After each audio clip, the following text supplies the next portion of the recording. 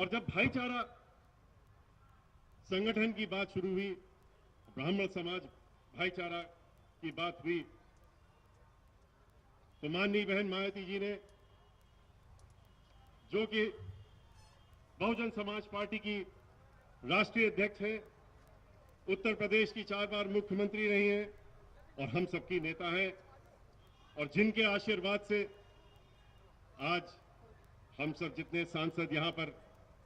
मंच पर बैठे हैं और हम भी जो आपके सामने हैं, आज राज्यसभा में और लोकसभा में पहुंचाने का काम जिन्होंने किया है, उन्होंने हमसे जब हमको इजाजत दी और कहा कि भाईचारा सम्मेलन, ब्राह्मण भाईचारा सम्मेलन आप जब करने की सोच रहे हैं तो उसको शुरुआत कहां से करेंगे।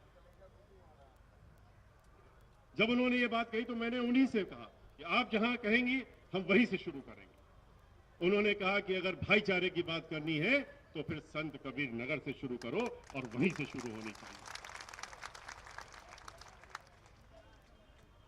क्योंकि संत कबीर ने जिस तरह का भाईचारा बना करके समाज में जो कुरीतियां चल रही थी उनको खत्म करने का काम का संदेश दिया, उसी संदेश को लेकर के आज हम लोग भी बहुजन समाज पार्टी के झंडे के नीचे और बहुजन समाज पार्टी के तत्वाधान में आपके बीच में आए हैं और यहां से आगे बढ़ने का काम भी करेंगे। आपको मालूम है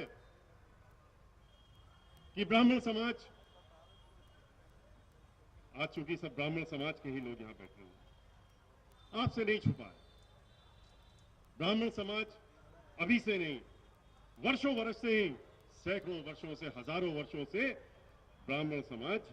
का एक कार्य रहा है, और वो कार्य ये रहा है कि उसने समाज को जोड़ने का काम किया। उसने राजा हो चाहे महाराजा हो, उन्होंने, सभी ने ब्राह्मण समाज को आगे रख करके और उससे दिशा निर्देश और मार्ग पूछने का काम किया, और ब्राह्मण समाज ने भी इस कार्य करने में कभी पीछे हटने का काम नहीं किया। ब्राह्मण समाज के बारे में बहुत सी बातें कही जाती हैं, ब्राह्मणों को लेकर के तरह तरह की बातें की जाती हैं, और ब्राह्मण के लिए कहा जाता है कि ब्राह्मण